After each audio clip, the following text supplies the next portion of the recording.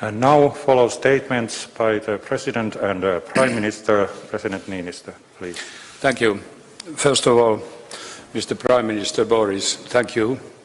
It's very valuable to have you here, and we have had a very good conversation. Continuing that, we already started in London. At the Jeff? Yep, in Jeff. I've learned that one always measures friendships by how they show up in bad weather. They say this is attributed to Winston Churchill. Maybe you know better whether that is or not, but nevertheless it describes the situation today in Europe. We are great friends, Finland and UK, and strong security partners. We signed a joint statement. We will stand together and support each other in any circumstances, in good and bad weather. Deepen the cooperation we already have in CEF, specifically on defense, hybrid threats, other critical areas of security. That's what we are doing. Here in Finland, we appreciate UK's strong support to NATO's open door policy and Finland's potential membership. That is also very valuable to us. And I told that after my visit in London, it was very encouraging for us to hear your opinions and your support. These decisions, they strengthen our own security here in Finland and that of Europe and that of the whole NATO world, especially if we join. For us, joining NATO would be not against anybody. We would like to maximize our security in way or another while thinking membership in NATO, but it is not a zero-sum game. If Finland increases its security, it's not away from anybody else. We have both condemned the Russian warfare in Ukraine. We have both been helping Ukraine and Ukrainian people, and to continue that. With these words, please. Thank you. Well, thank you very much, Mr. President Sauli Niinisto, and thank you very much for hosting me today.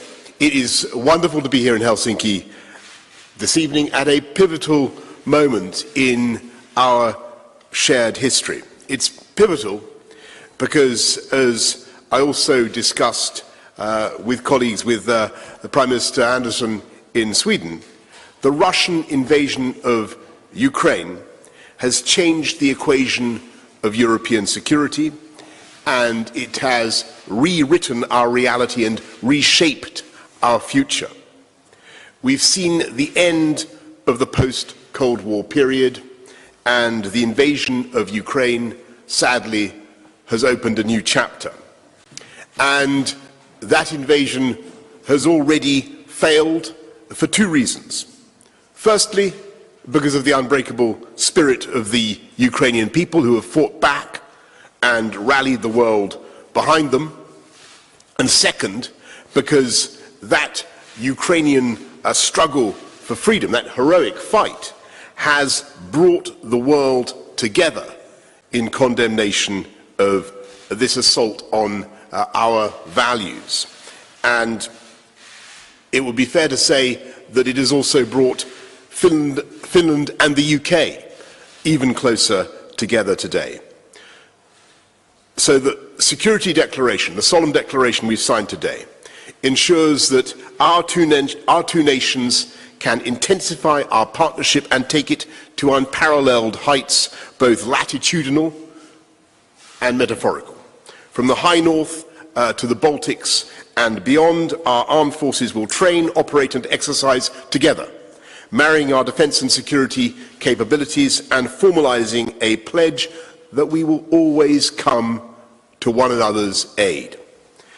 Because this is not a short-term stopgap, Sauli. This is not a short-term stopgap as you consider NATO membership, but an enduring assurance between two nations, an assurance that brings us ever closer as we face the challenges of today, the threats of tomorrow, side by side.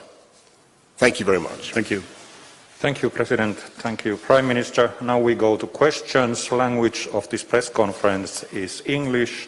First question goes to Patrick Holmström, Svenska Yle. Thank you. Mr. Prime Minister, will there be British boots on the ground on Finnish territory if Finland asks for it during a possible conflict with Russia, and how are you prepared for this? And Mr. President, is this security declaration clear? And what it says is that in the event of a disaster or in the event of an attack on either of us, then yes, we will come to each other's assistance, including with military assistance, but the nature of that assistance will of course depend upon the request of the other party. But it's also intended to be the foundation of an intensification of our security and our defence relationship in other ways as well. Yes, like we heard, this cooperation, it increases enormously Finnish security. But security needs all the possible ways if we want to maximize our security. This is a very, very good way to go forward. And we do appreciate a lot this big step which is now taken. Following question, ITV News, Raigi Omar. Thank you very much, Reggie Omar, ITV News. My first question is to you, President Niinisto. You said that joining NATO is not against anyone and that this is not a zero-sum game. But through joining NATO, there is now going to be a military ring around Russia that runs from the Arctic, through the Baltics, through Central Europe, all the way to Turkey. Does that not pose quite a lot of danger, given the world view of Vladimir Putin, who doesn't see things not as a zero-sum game, because you have an 800-mile border with Vladimir Putin and the Russian government? And my question to you, Prime Minister, is that the British military has gone through decades of underinvestment. We're now at around 73,000, I believe, in terms of force of the army, something that was expressed by the outgoing top general of the British Army, who said he was uncomfortable with the size of the British military. Do you think that our military assurances, given that scenario, are coherent and valid and effective? Thank you. First of all, we have to keep in mind that Finland is already an enhanced partner in NATO. There's no doubt in anybody's mind that Finland is part of the West, like we have learned to call it. So the change would not be that radical.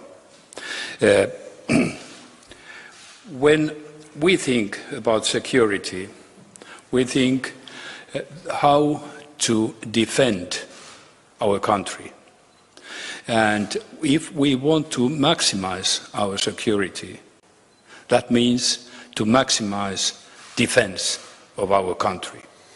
And when I say that it's not away from anybody, well, nobody can hurt, because somebody wants to protect herself. So, in my thinking, this is quite simple, actually. We increase our security and we do not take it away from anybody. It is not a zero-sum game.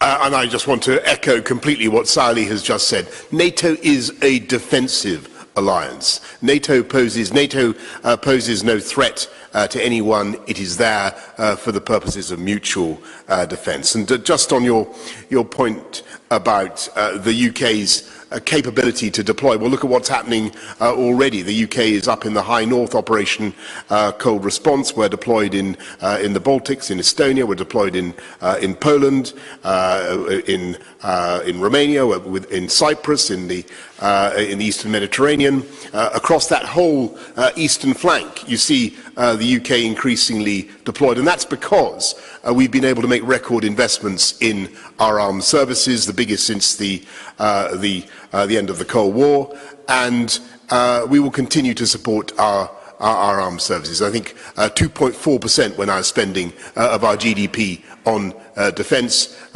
huge sums, and we make these commitments to our friends in Finland, not just because we can make them, and we certainly can, but also because we must. Next question again to the Finnish side, Finnish News Agency, and Mikko Gustafsson. This one's for both Mr. Prime Minister and Mr. President. Prime Minister Johnson has called this declaration historic. What's the main difference before and after the declaration? And can you tell us any concrete examples? Okay. Like we both said, we have been cooperating, especially with the CHEF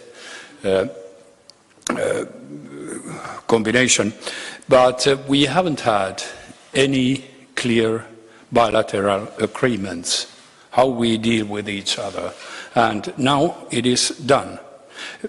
And we have to keep in mind that in this agreement we state also that we will enhance our cooperation in very different sectors, and that's not only a written word, we will also do that. So I understand that it's getting forward, like I said, quite a big step from where we have already been.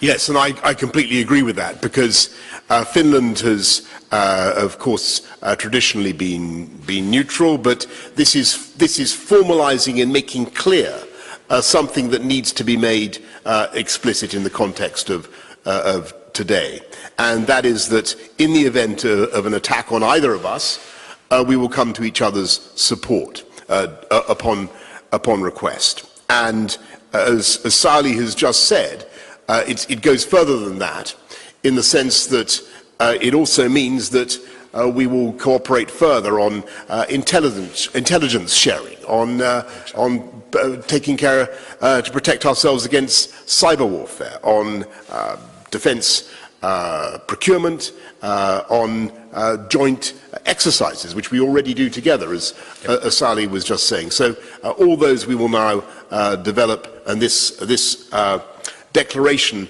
will be the basis for further work. And following questions, Nick Ferrari, LBC Radio. Yeah, thank you. Mr. President, were you to join NATO, do you fear it could be seen as a provocative gesture by Vladimir Putin? And, Mr. President, if not, why not? Mr. Prime Minister, no country on the planet has sent more financial aid, military aid to Ukraine than the United Kingdom. Reports of £2 billion and rising. Yet back home, we also hear that pensioners spend all day in the library because they can't afford to heat the home, and one man set fire to some driftwood to try and get warm. To those who say you're very good at supporting Ukraine, but you're lamentably poor at supporting your own people, how would you respond? Yes, you have to keep in mind that this is not the first time we are discussing about NATO, and not the first time we will discuss about NATO with Russia. They have made it very clear earlier years that if you join NATO, they will do whatever they have explained, some contra steps. What they are, that is for us to guess. But now I got to get a bit deeper. the situation changed. So far, even Russia has said that having militarily non-aligned Finland and Sweden, that will stabilize Baltic Sea. That's what they have been talking. But then, in the end of last year, they stated that Finland and Sweden can't join NATO. They demanded that NATO doesn't take new members. Actually, they changed their own picture by that, because we have, with Sweden, been non-aligned militarily from our own will. But by stating that, Russia actually expressed that you don't have your own will here. And that is a huge change. That made us think. And what happened in 24th February, which continues the huge warfare Russia is having in Ukraine, surely that changed also the picture. They are ready to attack a neighboring country. So, when you ask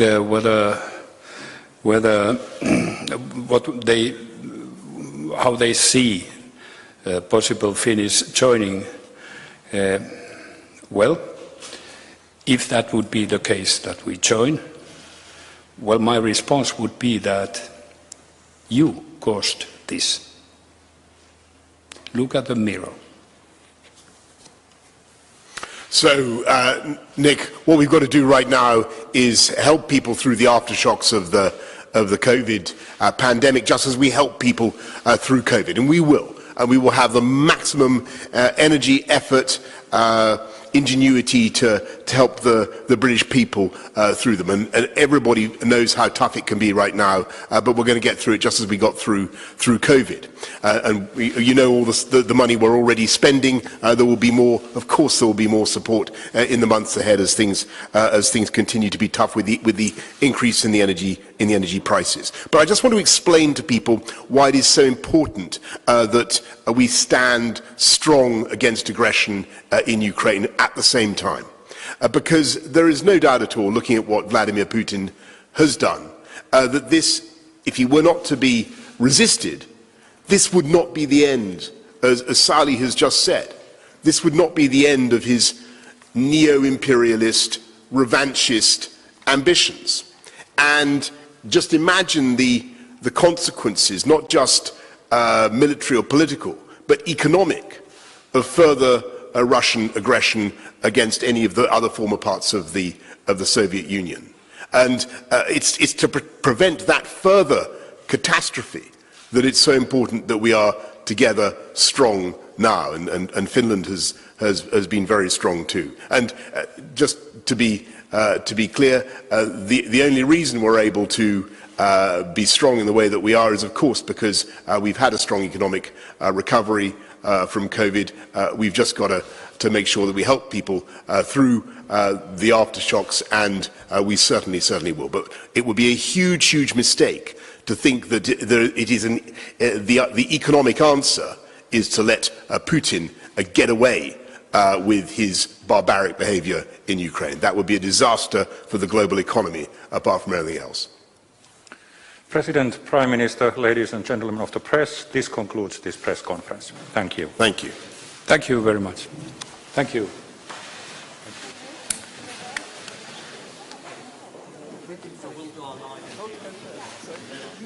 Yeah.